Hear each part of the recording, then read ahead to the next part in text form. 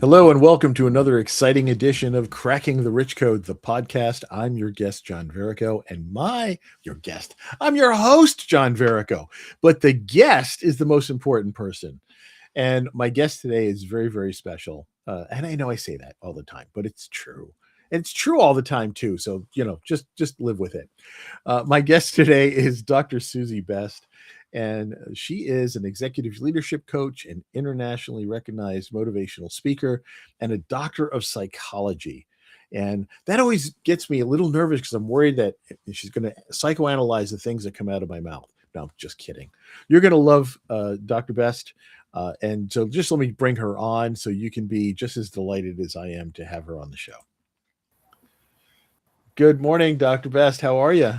Hello, John. I am great. I have been waiting and excited to do this time with you and be on this podcast because you are so much fun and so engaging. And I can't wait to unpack some of this with the audience. Oh, this is great. We have known each other through the Cracking the Rich Code uh, community for quite Mhm. a while. And I think Yeah. we've tried multiple times to get together and have chats, and we've been in some of the breakout groups in the mastermind, but we Yes. have never had an opportunity to really have a deep dive conversation. So I'm glad that we're finally getting together for Yes. this. Finally So happening. we can do this. I Yeah. know, I know. So So funny, even virtually, how it can become difficult and we're not even rushing through traffic or getting through snow. isn't that insane? Isn't that insane? Mhm. I think my life has become busier since I've retired from the day job and no longer Oh, had to commute. And we do that to ourselves. And then when we think, okay, oh, it's just a virtual meeting, it's just a Zoom meeting. I don't even have to put on real pants, that kind of, but we wind up filling our schedule back to back.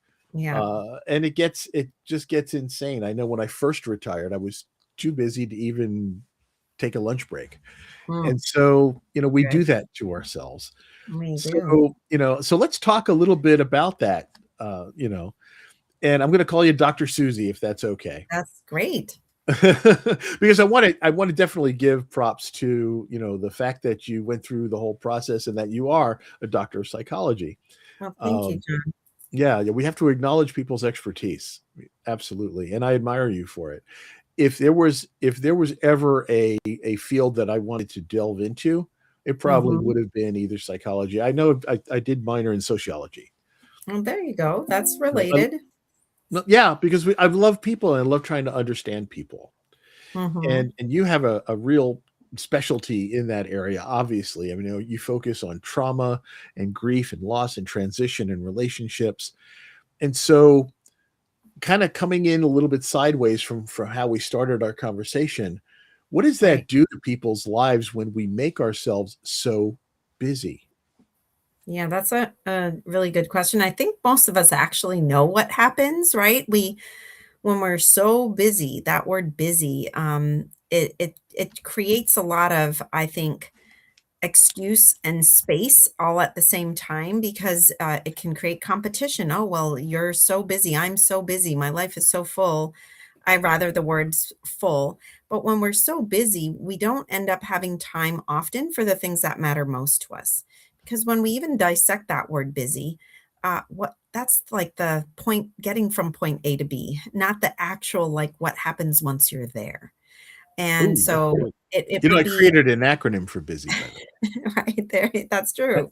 I did. I created an acronym. It's What is it? basically Let's hear it. ba- basically underserving yourself. There you go. See? So that's a great I think we're aligned then. So I actually heard a podcast a long time ago. I think it was a TED Talk where this woman talked about challenge yourself to take one word out of your vocabulary. And that's the word I took out was busy. I thought, you know what? What would change? And part of that was just even how I communicate where my time is full. I can say life is full, life is lifey. I've got a lot of things on the plate. I'm managing different priorities, but it had me have to be a little more honest with myself about how I was using my time. It helped me communicate in a way that didn't cause others to feel kind of put off because I'm just, oh, you're so busy for me. And it just allowed me to think more about how to use time. So when you talk about leaders and any of us, um, yeah, busy can just become this filler word for us avoiding how to actually manage our time to the fullest, to where we actually can be really happy with our lives. And it's so true, right? We wind up filling our life with stuff that really is not as important as the rest of our life. And you've seen the thing, God, it's been going around the internet for years, and I use it in some training too.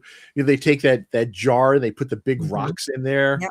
and then they say, okay, the jar is full, you can't get anything else in it, and then they pour a bunch of little tiny pebbles in there, and it Yeah. fills in around the jar, and you go, oh, the jar is full again, now you can't do Yeah. anything else. And but then they trickle some sand in, and it Mhm. fills in, and then the jar is Yep. full again. And then the point there is that the larger rocks represent the things most important in your life, and Mhm. the pebbles are the other little necessities, and then the sand is all the other time wasters that we have The in our life. busy. Yeah. Yes, exactly, right? But the point is that had we put the sand in first, there would have been no room for the necessary pebbles, or even Yes. more important, for the big rocks. So true. And so that's one of those things that we look at and we go, oh, I should have thought of that. So when Mhm. we're going through life and we're trying to figure out how to spend our time, and we need to earn money because we have to, Mhm. whatever. There's things Yes. that you have to do, but what Mhm. are the things that really mean the most to us in here? Mhm. And that's where I think your particular specialty kind of comes in, because you can help when people get kind of lost in this other stuff, right? When Mhm. they take on too much and they start having strains in their relationship, or something goes truly awry, Right. and they have a trauma in their life, or they have a loss, and all of a sudden what they think is their path gets completely thrown off. Yeah. So I wanted to kind of go in that direction a little bit and talk about, what you do to help people in those going through those times. Yeah, and so part of it was even why I wrote the book. After almost 25 years of working with executive leaders as a psychologist and as a leadership development coach and consultant, I've just recognized, kind of like physical coaches, you've got people who work with people in rehab who may have never exercised, but they get an injury. Part of the injury may have been that they didn't exercise and aren't really strong. And then those rehab coaches work from the ground up. And then you've got, with the Winter Olympics right now, and at the time this is being recorded, but any Olympics, you think of just superb athletes that still use coaches to get them from where they are to where they want to be, always looking at Yes. perfecting. Even if they're a gold medalist, there's some area they want more of. And that's what I noticed with human beings. That's what I noticed with leaders I worked with, that and what I call the 5 dimensions of holistic wealth, the 5 dimensions, aspects of who we are, our physical bodies, that's how we are sleeping, our energy, our wellness, actually, because I've worked with people who may have an illness they're surviving, thriving through. Mental and emotional, that's another dimension. Our mood, our stress levels, our quote unquote busyness and its effects, our burnout versus our ability to thrive. Um, Hmm. and how are we really looking at capacity versus clarity? And then our spiritual life, our legacy, our purpose, our values. The if I stop breathing in this moment, would it make a difference, or what difference would it make? But that why we're here, are we aligned to what we want to be doing? Our social and relational, that's another bucket that's really important. Are we living the life we want to live with the people we want? Are we is it costing us Ooh. loneliness to be at the success level? And then financial, which like you already said, a lot of people work so that they can have that financial freedom to do what they want to do. So in answering your question, when we think about leaders or anyone and we think about what it means to have holistic wealth, what it means to um, be on the top of their game and not just have this busyness or where they are with those rocks. It's really about looking at each having like 5 different jars, 5 buckets of where am I in my life? And often with people I work with, especially over the last 25 years, they may have been really doing amazing in one, two, three, 4 categories, but there's that one category, that one longing that they have. They long for an adult child to talk with them. They long for a spouse. They long to be better connected with their spouse. They long to recover from cancer. They long to recover from being 42 years old and having a heart attack because the work that they were doing got them the finances, got them the friends, got them every other aspect except the ability to manage their health. And so being able to look at those spaces and say, this is interesting. There's usually kind of like the Olympians, they're doing great. On the outside, they've got it. But internally, there's always something they're wanting to tweak, and not for some negative reason, but they truly want to live life in the way, why my company is called Thrive, to thrive, that they Yes. want to thrive. And as you and I know, what we might have seen as our buckets at 23 years old aren't the buckets we have now. Like, and No, they're probably not. pre-retirement, what the buckets were, and post-retirement, that it isn't around being perfectionistic. It's around accepting that as we develop, as we continue to iterate in our who we are, who and how we be, there's going to be longings we have. And so that's where for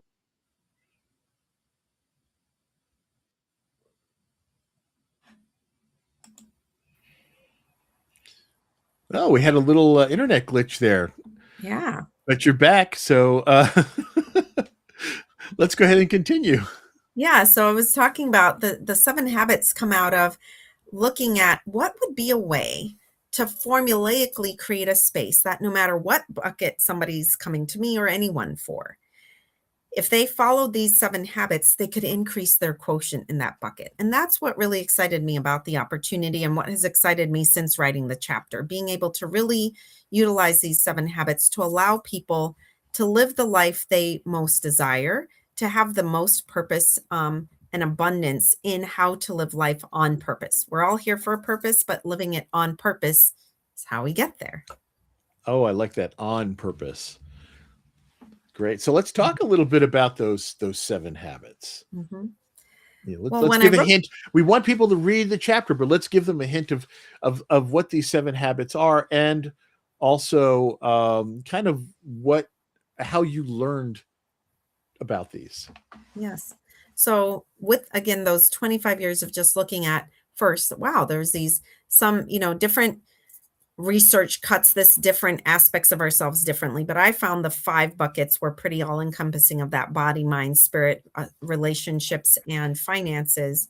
And so the seven habits in the book chapter really talk about the clarity of vision and having your why. And then after that, how to create sustainability. But as I've been working with the book chapter, working with people, using it, I actually realized that it is a framework, but it wasn't easy to remember. So I worked on how do I create a memorable framework? And what I was able to do was come up with the compass for thriving. And so it's the same seven habits, but spelling the word compass.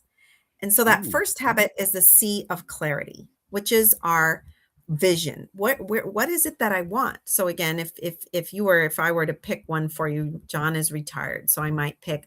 So maybe for John, it's relationships. He may not. From all the years we've known each other, very relational. So if John's thinking, I'm happy, but retiring, I'm not going to work. I have to figure out a different way to relate to people. So what's the vision? I want to feel fulfilled in relationships that blank, right? Like getting clear, not just, well, I want to be busy with people and using that word. And then the why. So that's the O, is owning our why. So having clarity in the compass, owning our why. And when we own our why, no one sustains success for any period of time without the why. Why? Because the pain of change, we've got to stick with the why are we still doing this? So if you are now doing podcasts or whatever you're doing for building those relationships, and it gets a little annoying, time consuming, whatever, remembering, oh, yes, but I'm doing this because it's building relationships. Owning the why is also really important because it helps us keep honest with ourselves. Is the path, we had the clear vision, we start on a path, is that path actually getting us what we want? So really being clear with the why.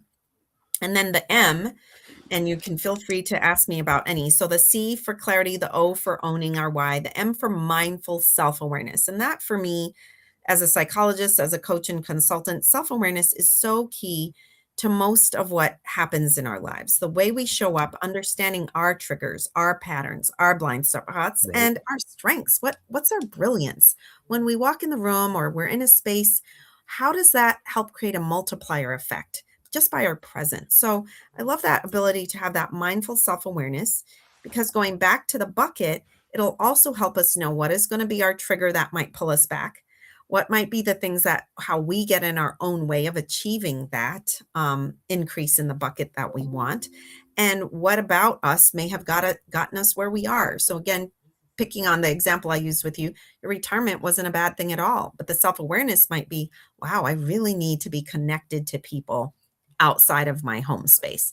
And so that self-awareness See, I told you combined, she was going to psychoanalyze me. No, I'm kidding. can't help it, right? So the I, clarity I, owning. I, I Uh-huh. love, I want to just hit on this for a Mhm, minute. I love this mindful self-awareness piece, because especially when mhm, you talked about, like kind of the good things that you have in you, right? What are my, uh, what are the things that I bring to the table? And mhm. so there's so many times when we are looking at ourselves, we're looking at our faults instead of what we, Yes, the good things about ourselves. And we kind of forget that we have talents and expertise and love to be able to share with people, because we're always worried about what are people going to think of me, and we're looking at ourselves as all the things they're going to find fault with instead of all the things they're going to find beneficial. absolutely. And thank you for that, because it is really important in this clarity, owning our why, and that mindful self awareness, that while it's for us knowing how we may get in our own way, it's also for us to realize what about that is good. So I love your energy. I gain energy from your energy. So clearly there's something good about what you bring to those interactions and wanting to relate to people. And that the next one is the P of practiced discipline. It's one thing to say, okay, I'm going to set out, I'm going to in retirement. I now have um, lost my day to day friends, being in the workplace. I'm going to create new relationships. Why? Because it gives me energy. It allows me to interact, to share what I know, but also to learn from others. Mindful self awareness in, okay, I need this maybe 3 times a week, 4 hours a day, whatever it is. But the practice self discipline is going from what we've been doing to the new behavior. And so it was routine to drive to work and not even have to think about it for as long as you were connected to the people you were connected to, or whatever the thing is that any of us have in our lives.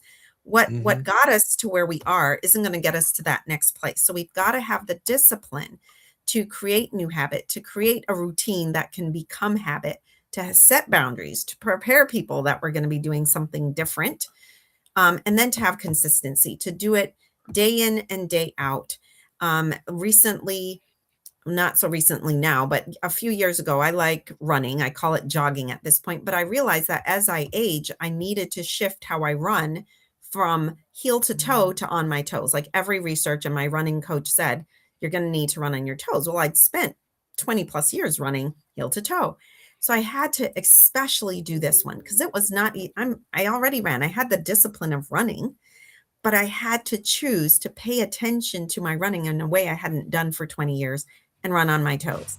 That made muscles Wow. hurt that had not hurt. That made my running time slower at first. And it wasn't as fun. It wasn't the escape. It wasn't my getting my, it was, but I kept the why. So this is back. I was like, but when I do it, if I do this long enough, I'm going to be able to run on my toes and just like I used to run the other way and never think about it. And I'll get to run much more further into my years of life as I age than I would if I keep it the same. So that practice discipline includes not just doing the behavior, but reminding ourselves of our self awareness. If I go in automatic, I'm going to go back to running the way I was and I'll be a mile in and not have done anything different. And then the why and that clarity of vision, being able to run as I age without harming my body. So that's where we are so far in the Wow. compass. And then the A is Yeah. So alignment. I just want to recap briefly for those of you Yes. who, for some goofy reason, decided to just join us. We are having a fantastic conversation with Dr. Susy Best, who is a doctor of psychology focused primarily in trauma, grief, loss, transition, and relationships. And we're learning a lot about relationships and our whole lives and our purpose and everything else. And so, what she's talking about now are the 7 habits of holistic wealth that she wrote about in Cracking the Rich Code, Volume 12. You want to go back and read that. But now we're getting kind of that insight behind what she's writing about. And so far, she's talking about how these 7 habits spell out the word compass. And we've discussed the C is clarity, with clarity of vision. The O is owning our why. The M is mindful self awareness. And the P is practiced discipline. And now we're going to go into the rest of it. And I just realized that the last 3 letters are I ASS. just saw that myself when you broke it down. I'm like, Boy, was what a that weird where we place wanted to, to go? what a weird place to stop. Well, Yes. we're at the end of the no, Yes. sorry. I had not noticed that before either. But yes, that's what we will become if we don't go through the rest and actually create the compass for I thriving. love it. Let's go there. Yes, that's too funny.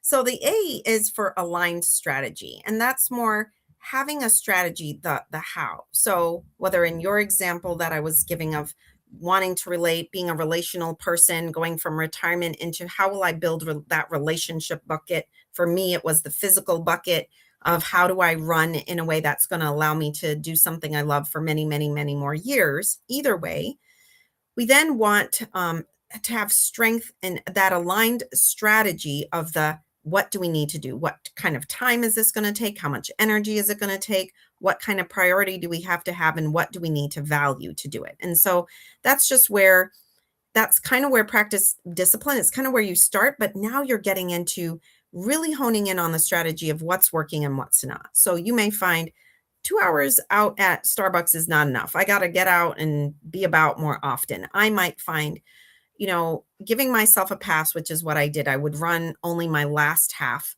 on my toes at first because I'm like, I still want to make the time. And so that aligned strategy had to be, okay, that's not getting you fully there. This is not a habit yet.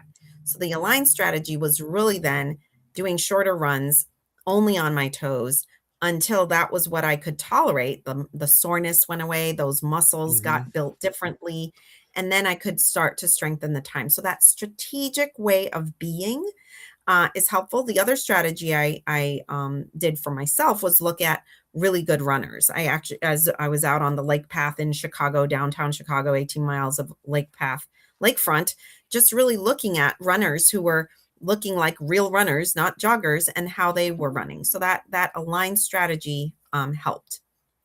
The other letter is S. So we have the aligned strategy. Now the S is strength in change.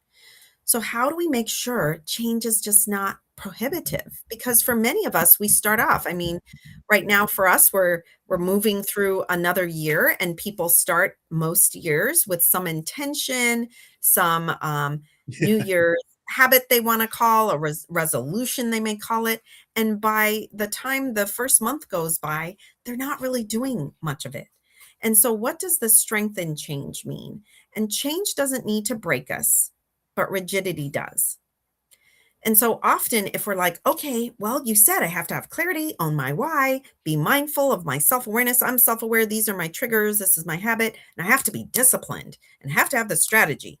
Well, we can do all that. But if we're so rigid, the moment we slip up, like the minute I'm running now, a year in, and I recognize I'm on my heels, if I'm so rigid that I go, oh my goodness, I'm a failure, this is not working, everything from a Oh, neuroscience yeah. perspective.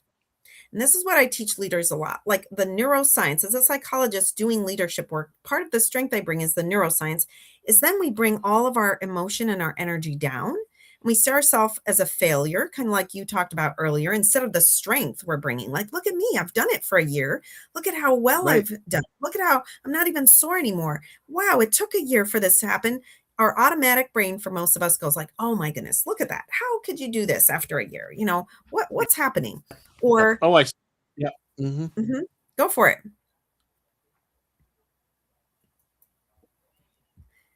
So being able to have that strength in that change without being rigid.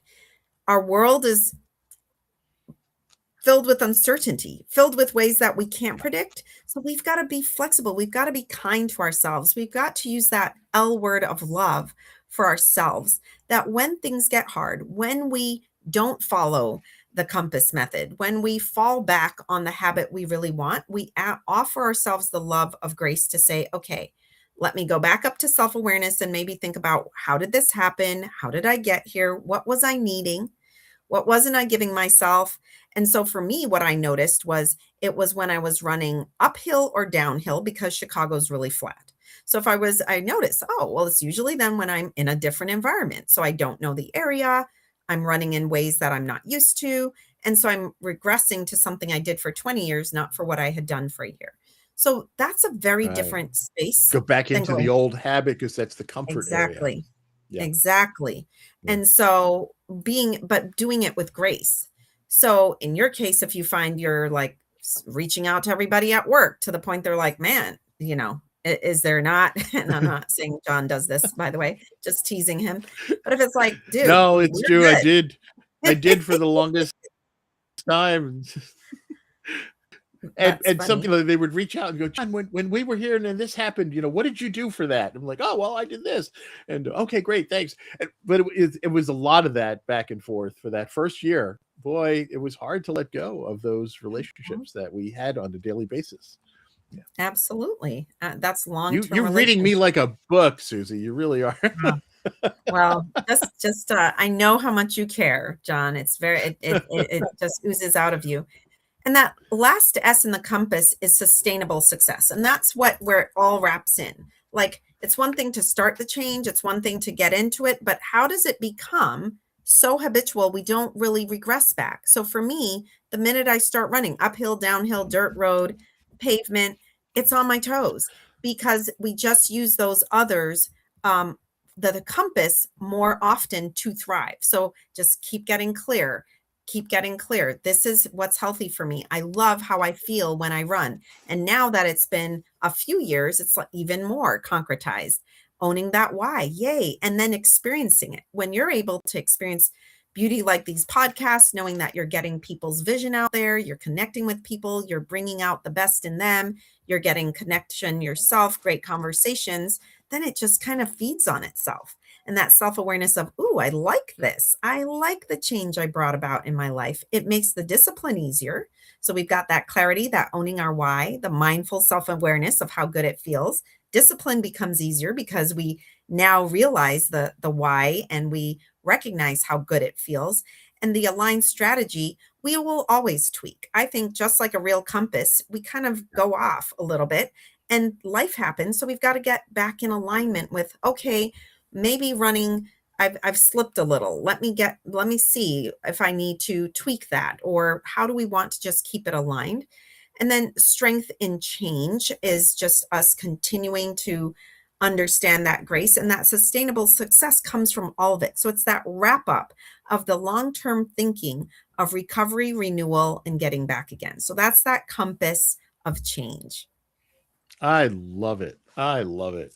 And you made some great points, and especially when we go off track on our compass, like Mhm. you can realign to get back in line, but at the same time too, there could be a point in your life when you are intentionally changing your direction, and Absolutely. all of this keeps you in line. So just as a reminder for folks, I'm going to quickly recap that the 7 habits align with the word compass, and they are clarity of vision, owning our why, mindful self awareness, practiced discipline, aligned strategy, strength in change, and sustainable success. Yes. And Susie, Dr. Susie, I love a good acronym, and this is a absolutely wonderful acronym. And thank you so much for sharing that. Thank you. Thank you. And I just want, for us, it's always good, even for a reminder for myself, when we do it in one bucket, it's so much easier to shift to the other, and to just keep in mind that the dimensions are where how we're living. Like, okay, I'm happy with all of these, or woo, I want to grow my finances, or I want to improve this relationship, or whatever it is. And the 7 habits are the how we get there. The how do we get to that increasing, even if something's good, how do we make it great? And just to remind ourselves, we're living in volatile times where it's filled We with are. uncertainty globally, economically, culturally, politically, and our nervous system is all over the place. And we're losing some of these buckets. We're losing some of our finances or relationships or our health. And being able to really go back to just really centering in, we are here for a purpose. And the more we live on purpose, filled with gratitude of what we get to do, of how we get to increase our quotient in these buckets, we move from survival to thriving. And that's where the compass helps us not drift.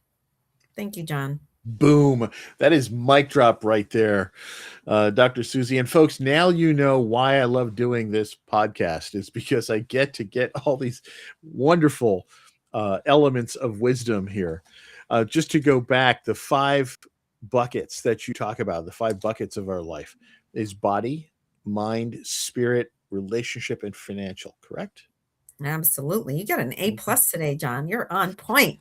I just want to do a good recap because I want Right. to remember this stuff for crying Yes. out loud. So, Dr. Susy, thank you so much for joining us today, for sharing your wisdom and your fabulous smile, which puts out just some positive energy in the world. We all know that smiling at people can help, is a great healer right there. Yes. It makes us feel better. It makes them feel better. We can make somebody's day, and you've made mine. And I think you're going to Oh, make same here. the day for everyone who watches this. Thank you, So, John. folks, learn more about Dr. Susy Best. Visit her website, thrivegroupinternational.com. Read her chapter in Cracking the Rich Code, Volume 12, and just reach out. The best way to get in touch with Dr. Susy is through LinkedIn. And so she's actually Dr. Susy Francis Best. Mhm. And so Mhm. you'll find her at Dr. Susy Francis on LinkedIn. Yep. But her link will be in the show notes and all that good stuff as well. So, Dr. Susy, thank you again for joining us today. This has been a wonderful conversation. I've learned a lot. I also feel like you have just read right into me. That just goes so much for your skill. And I really appreciate everything. So, Yes. Thank you, John. thank you again. Have a wonderful day. And folks, check out this episode. Watch it a couple of times because there are some really golden nuggets throughout. And then catch the next episode of Cracking the Rich Code. Yep. Thank you and have a great day.